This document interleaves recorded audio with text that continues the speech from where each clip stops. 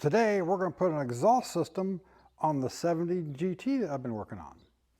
So I got everything back together, did a quick clean on the carbs, made sure that the floats were sitting at the right height and started the jets at my normal starting point, all that stuff, and got it up and running, finished all the little details. I didn't film all that stuff partly because I had visitors in and out, and I wanted to get it done, and filming with visitors doesn't really work so well, so it got done. Got it fired up, got it running. Just stuck a muffler on the end of the header that I had laying here just to quiet it down. Went through the bed-in procedure, so all the lifters are all bedded in and stuff. And I got it tuned reasonably close. But now we gotta look at the exhaust system. So this is what was on it when it came in. And the owner did say that he just cobbled something up real quickly and said it's a bunch of crap. But it was there just to get something on it, tone it down a little bit so he could take it somewhere like here and get exhaust put on it. But he didn't want to order a nice stainless system or anything. He wanted to work with actually this stuff here. So he wants to stick with using this little glass pack here up in the front, but of course it's going to have a bend in it somewhere for it to line up to the hanger there. And then he wants to put this one on the back and then finish it off with the same tip that he's got right here now.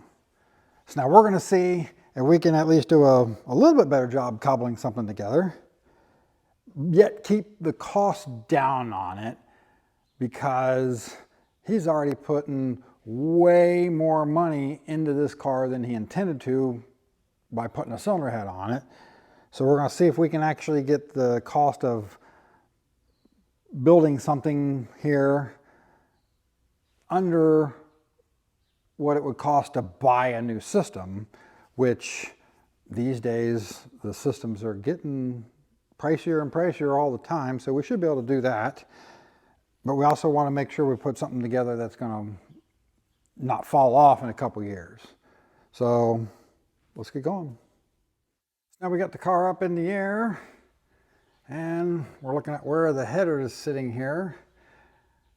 And this header is actually the cheaper one that was sold by, I believe, Victoria British before they got bought out by Moss. And I just had a friend who installed one of these things on his car not too long ago. And his fit completely different than what this one fits. Because what we got here, it's really tight here, almost touching. And if you look at this, while this is sitting pretty level, look where it is in relation to the floor. And that is a bit of an issue. Where his, when he installed it, he didn't say anything about having any clearance issues here. And this, he said, was angling down a little bit, which was great for clearance here, but then caused him some issues with actually hooking everything up here. So now what I'm going to have to do is go ahead and bring this car back down on the ground, set my little temporary muffler here back up on here, get it running and get this header nice and hot. Then I can come in here and try to start flexing some of this stuff and see how much it'll move to try to get it sitting more of where I want it. So I ran it for a little while, got it nice and hot, and did get some flex. I got not a ton of more room, but I got enough. Now, one of the other ways you can do this is you can actually get in here and heat this area here on all three pipes and get them nice and hot, get them red hot. And that thing will draw down a little bit. It's one of the old metal tricks, is as you heat the side, if you want it to go say if you want a piece of pipe to go a little bit this way, heat that side, get it nice and red hot, and as it cools, it will draw just a little bit that way. Now, it only gets you so much, just like flexing this only gets you so much. You can't get greedy with it, or you start having problems kinking pipes or doing some other damage. Well, I did get this to come down a little bit more. It's enough. It's going to give me, I'd like to see a little bit more, but I'm not so sure I can get any more out of it without cutting. And if I do any cutting, then this whole thing's got to come out of here, which means the carbs and everything all have to come off. That's even more labor, and we don't want to really get into that. Gotta love the quality of this cheap Chinese stuff. And one of the reasons why you can bend this stuff is it's pretty thin wall stuff. So it's surprising how much you can actually move it, but you have to do it while it's hot. Well, what I ended up doing here was actually putting some heat to these bends here with a propane torch. I don't normally like doing that with stainless because it can discolor it here once you get it hot enough to actually do something. But we got our just enough clearance here now to make it do what we want it to do. But what we got here is it's facing that way a little bit. Now I got this piece of pipe here that is sitting in here just to see how well it all lines up right here. Now I need to drop this down, wrap something around that to drop it down to give me a little clearance on the cross member, because you don't want nearly that tight. You want like a, you know, at minimum of an 1/8 inch clearance between there. So we'll get this set properly, and then I can get a little bit of I can get a 90-degree bend. If I chop it just right, we can have it come off here and start to bend down, and then have it, and then take the other piece of it, flip it, and weld it together so that it hits right into the end of this pipe. Once I slide it back here, give it some place to aim to. All right, so here we go. The first stage is together here. So I cut these and weld them together. It's kind of got a weird little step in it to make it kind of work. Now I am trying to TIG weld all this stuff together because I am 100% self-taught in TIG welding. Don't in any way claim to be a professional and super great at it, and I haven't done any in a long time, so I wanted some practice. But I'm also about out of gas and struggling a little bit with my TIG welder, so don't judge me. At any rate, what I did here was I got a piece of radiator hose. I just stuck here to set my gap.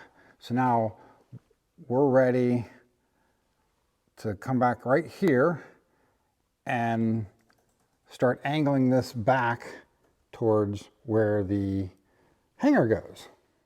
And we're going to take the original glass pack that he had on here, which actually is the wrong size. This is actually 1 3/4 inches, but the outer diameter of that pipe is almost the same as this 2-inch pipe. So we're going to just weld it in line, and we're going to weld this in at an angle to get us back towards the hanger.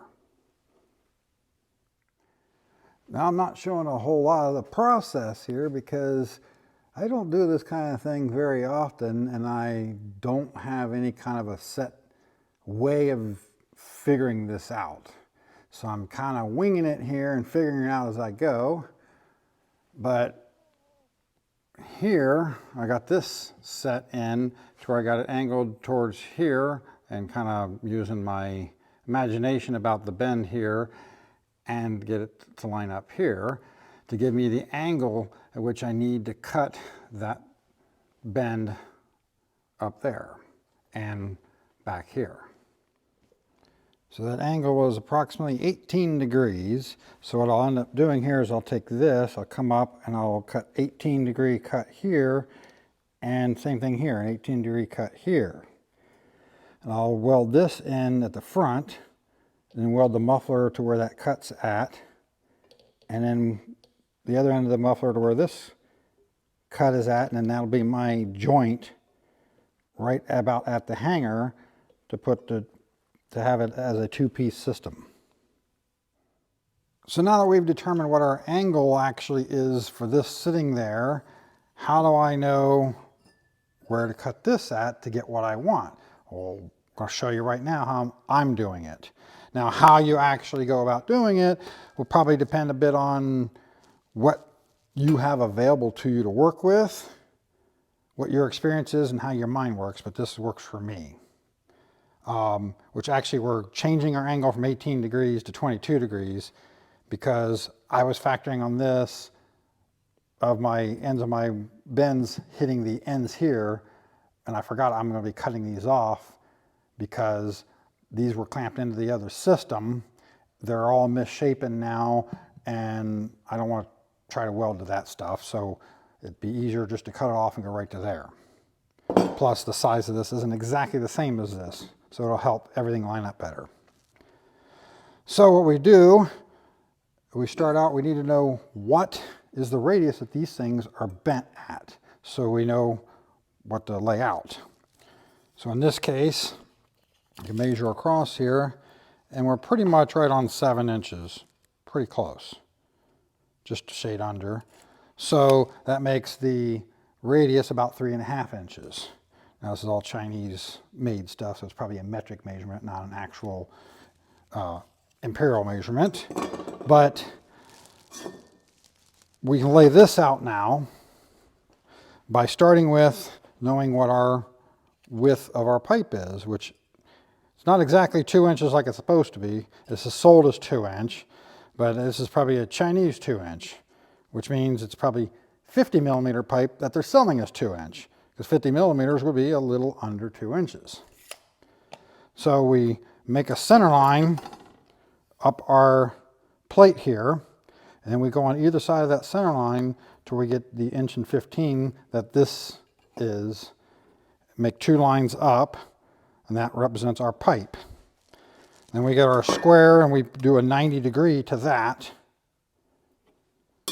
And we know that we got a 3.5 inch radius, so we take our compass here, or we measure from the center here out 3.5 inches, make a punch mark.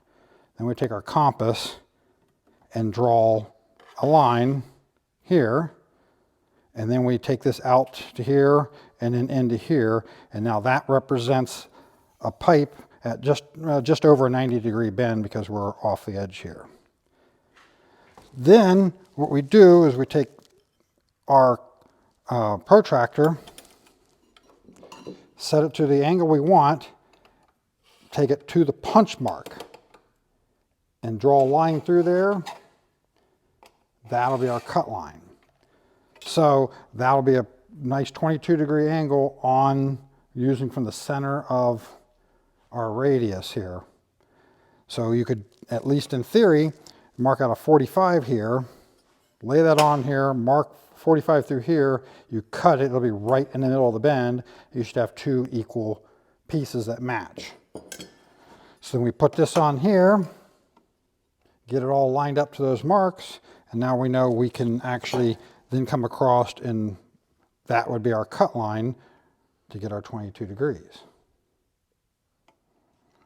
Now actually, when you're doing the stretch bends, I guess the tubing tends to get just a little bit smaller in the middle of the bend, and actually by cutting it and welding this here at the bend, it actually lines up pretty decent. Now, if you want to look at how you cut a piece of pipe off straight, if you're doing it kind of like I am, just with a cutoff wheel or something, you can take like a piece of like cardboard like this, as long as it's at least a couple inches wide, and you can wrap it around the pipe, and when that lines up like that and it's overlapping perfectly, then you can draw your line around here and that'll be a square cut. So we ended up making a bit of a change to the system here, after I had the small glass pack in here as a resonator, we stuck the bigger glass pack at the end here, started it up, and I thought maybe it might be a bit much that he might be okay with it, but his wife may not be. So he came, listened to it, pretty much agreed that, yeah, probably too much for his wife. And I had this little turbo muffler here that I just slipped over at the end of the pipe real quick. And then he was like, oh yeah, that's the sound we need. That's what'll be a good happy medium between me and my wife. That's what we want to try to go for. So I went looking for a muffler. And it's getting really hard these days to find anything that's going to fit this space, that's going to be loose and be able to be bought locally. But we are in farm country here. And what I was able to find was this. It's actually a John Deere muffler, readily available at TSC. I put that on there. It was still just a touch loud. So what we did was I just took that small resonator, the small glass pack out of here that we were using as resonator, and put the bigger one in. Because this one here, the openings are much larger in here, so where this one will do a much better job quieting it down than the one that we was originally going to put here. It had just super little tiny slits in it and really wasn't being effective at all. So between this and this, now we're really close to the same sound that I had when I had slipped that muffler on there and he was good with. So now I just gotta finish putting all this stuff together, finish welding it all out and get the tip all set up, and it should be good to go. Now when you're setting these up, you need to tuck these things up because these things do ride kind of low. So yeah, this is kind of close here, but if I let this hang down too much, then this will rub on speed bumps because of the thickness of that. So you gotta have it tucked tight. Now when you're doing a custom system like this, and you're trying to use these universal ones, hangers like this, they tend to not hang either a little too high or a little too low. I actually modified this one slightly to hang at the height I wanted to, and made sure that it would, by doing I don't know if you can see it there, by putting a tab on the end of it that has 2 bolts, so that way it won't swing and it does a better job holding it.